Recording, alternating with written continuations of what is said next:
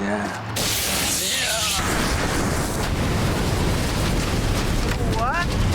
Oh, no.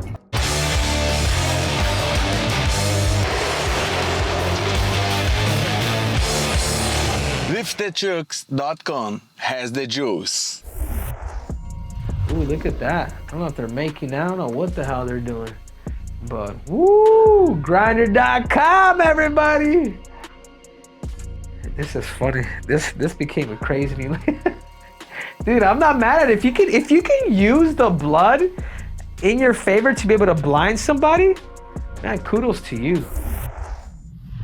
What's up, everybody? Welcome to this episode of Fight Feedback. I'm your host, Henry Cejudo, aka Triple C. On this episode of Fight Feedback, I'm going to be breaking down, that's right, the meme god, the Mr. Secret Juice himself. That's right, I'm talking about Paulo Costa. Again, guys, he's got a big coming fight coming up with Khamzat Chimaev later this month, and I'm here to break this dude down. His strength, his opportunity, his weaknesses, and also his threats. But again, guys, this episode wouldn't be possible without our sponsor. That's right, Lifted Trucks. You may be a short king like Triple C. You might be 5'4", a twisted steel and sex appeal. But on the streets, guys, I am 12 feet damn tall. I'm the king on the streets. Anyhow, guys, enough talk. Let's take it to the big screen. So here we have it, Yoel Romero 42. Godly, man, Yoel Romero, I think he's my hero. I just saw him fight not too long ago, but 42 years old against, at this time, Paulo 28. You know, 6 foot to 6'1". You know, they're both the same weight and similar in reach. Just hit the play button. Yeah. Yep, and notice that. Notice what Paulo just did. This is against an Olympic silver medalist. Notice how he gets hit. He's okay. He still decides to press him. Shoot, no, look at this. Look at this forearm that's gonna go ahead and go around his waist, where he's gonna be able to literally square his feet. And this is one thing that I will say that he did get from Captain Eric is great takedown defense. As he continues to keep going, notice. He's grabbing, he's staying composed, he's nice and bent as Romero's trying to drive. Go ahead, keep playing it. Notice, yeah, he's underneath the leg there. But he's able to flip him over to be able to actually defend the Olympic silver medalist, title contender in Yoel Romero. Yep. I want to say that was possibly a left hook. Oof. I think they both dropped each other. I was actually at this fight live here though, but it's that left hook that caught him. That left hook, can we take it back one more time? That left hook that he was able to take pressure off of Yoel Romero, and he was able to catch him right here. Bah! Catches Yoel Romero, drops him. I mean, that's power, man. They say that Yoel Romero is a titanium. He's like a titanium metal. But then look again. Look at Yoel pointing out that, man, I love that sneaky Cuban. He says, boom, and then watch, bah! Catches Paulo with his own hook to eventually drop him too. A little off balance, but the simple fact that Yoel Romero, he's got tricks up his sleeves that you gotta respect. Paulo did the right thing against Yoel Romero to be able to get up. Yep. Notice jabs, and then he loves the body. He eventually comes up and digs up top. Bah! Boom! Missed him by a little bit. Yeah, but he don't care. Paulo's just gonna keep throwing like he's there, and Yoel Romero's kind of having fun or whatnot. But he took a punch. He hit him to the body, missed up top. But that's not gonna stop him. Like, these will add up. And this is one thing that I will say that Paulo does. He goes to the body and he throws with bad intention. He doesn't know another speed. Right hand, boom, oof, and beautiful leg kick. I mean, that leg kick was flush. Anybody else in the whole entire world at 185 pounds, they take a kick like this? Like, that's absolutely ridiculous. But he was able to eat it. It's those damn traps. I think Romero's traps is what keeps his damn, his ability to not get knocked down. But then again, look, he gets inside trip. And a guy like Paulo Costa gets inside trip by Yoel Romero. And then look, Paulo's able to drop to his butt. Look at how he's digging that underhook here to be able to actually get up to his feet. Yep. Digs it. ends up in a great position against Romero to not let Romero actually literally take him down. Yep. And here we have it. Israel Adesanya versus Paulo Costa. Again, I helped out Paulo a little bit for this fight, for this camp, but I just don't know. I mean, when it came down to fight day, we all know about that wine that he ended up drinking, and just the cramps that he was going through. So I will say this, and I will have his back on this, regardless of what his kind of mind went through. That wasn't Paulo Costa. But anyhow, let's hit the play button. Yep, exactly. Notice this. Does a guy like Khamzat have that ability? Notice he's faking him. As he comes back in, now he kicks him. You see what I'm saying? So this is one area. This is one area where Paul's gonna have to be really careful. What if Khamzat Chimaev brings in those damn leg kicks, goes back, does the same thing that Israel does? You know what I'm saying? Fakes the kick, gets him to go back. As soon as he starts to come in, he catches him with that kick. Look at the laterals that Israel was using. He didn't do that much against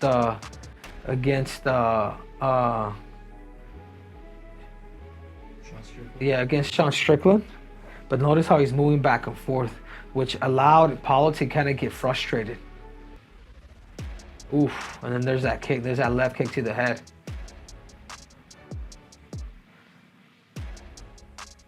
Please tell me you got the hump in here. Boom. He's going back. This is one thing. I hope Paul learned his lesson in this fight. He gave Israel space.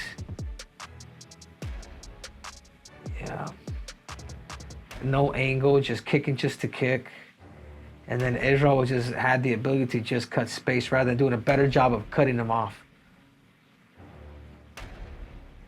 Yeah, and then that was that. He stepped in. And Israel was able to do what is it that he actually ended up doing.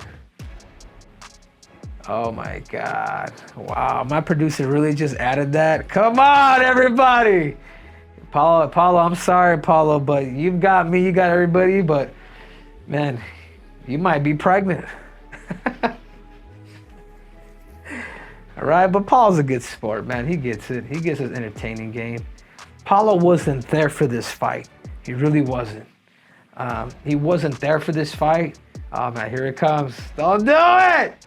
Dude, that's my producer. His name is Matthew Farhi. Go kill him, Paulo. I clean my hands. I'm like Pontius Pilate. Anyhow, so here we have it. Paulo Bohashinya versus Marvin Vettori. 30 years old to 28. These guys are just pretty much similar on everything. But this fight, you're able to see a lot more of what Marvin Vettori eventually did. But the biggest thing where Marvin was really able to take off on Paulo was his damn jab. Let's hit the play button. Yep, there's that kick. That he has a beautiful kick, man. Paulo has that beautiful kick where he throws that right hand to eventually, sneak in that right kick. Yep. And this is round 2. But look,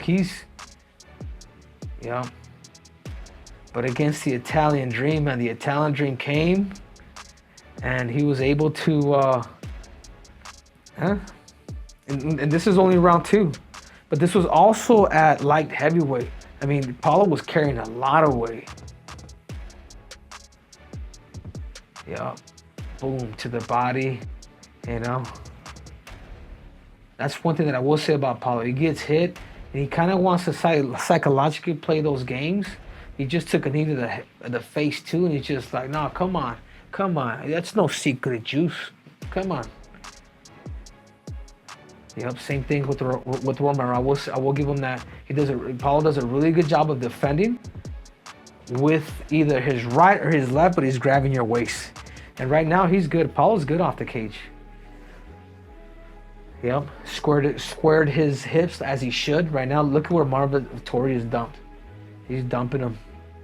Just a lot of lifting, a lot of unnecessary power that Marvin's actually trying to do. Yeah, leg kick. Nice leg kick. I will say that. He throws that right leg kick. Bah! He throws it. Look, that's landing, man. You hit the kidney. You hit the body. You can paralyze somebody. You could beat him. That's one of his best kicks. And then he goes up top too. He throws that right hand, and he eventually throws a kick too. But then here we have it. I want to say this is Paulo's last fight that he had, right? I was actually at this fight in Salt Lake City, and this was the battle of the BLM, the best looking, no, BLF, the best looking fighter. Scratch that. And again, against Luke Rockhold, you know, both are similar in height, obviously in weight, but I will say this, Paulo Borrachinha, dude, I want to say, what is it? Volkanovski has a 71-inch reach. That's crazy. Either Paulo's got too much bulk, whatever the hell it is. His reach is not that crazy in comparison to Alexander Volkanovski. I think he only has one on him. Let's hit the play button.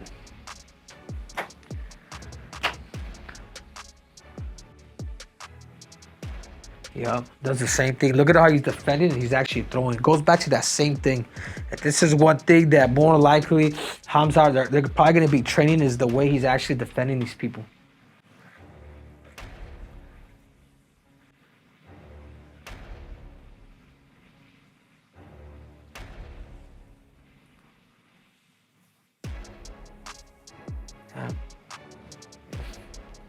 For round two, if you start making these mistakes against, but he was able to get up. He was able to get up at least. I mean, this is where he has to be careful going to that switch, because Khamzat's going to take the back just like he did. He's going to get between the cage. So this is one thing, but I will say this, Paulo stayed against the cage and he was able to get up. Paulo's jiu-jitsu is also underrated, but look at how he's looking to pop him off. I mean, these are things that I guarantee you he's working. You know, just the strength that this dude has is absolutely ridiculous. I mean, I've seen this dude train. When you watch him train, you're like, dude, there's a reason why more likely he's always freaking hurt, because he trains like an absolute maniac. Like, this dude there's no end button with this dude.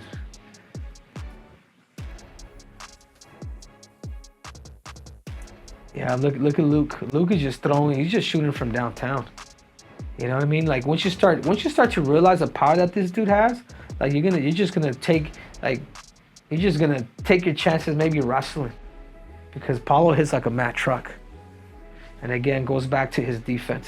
Does a really good job of finding the ways to be able to circle in, get around in this position. But I think Luke eventually was like, I need a break, man. I'm going to my back.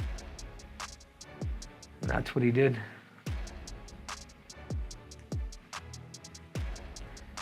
Yeah, that's actually what he did.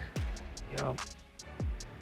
And this is 3 rounds. These dudes are exhausted, man. With a guy like Khamzat who comes well conditioned, then going up and staying at middleweight. This is something you want to be careful with. Ooh, look at that. I don't know if they're making. I don't know what the hell they're doing. But woo, grinder.com, everybody. This is funny. This became a crazy dude. I'm not mad at it. If you can use the blood in your favor to be able to blind somebody, man, kudos to you. Okay, guys, so now here we have it. Now I want to grade Mr. Secret Juice himself. That's right. I'm going to grade Paulo Costa with the 3 T's: the techniques, the tactics, and the threshold. Let's go. So the 3 T's for Paulo Borrachinha, Mr. Secret Juice. Okay, so here we have it. What should we start off with this man? I'm gonna have to start off with this dude on his actual threshold.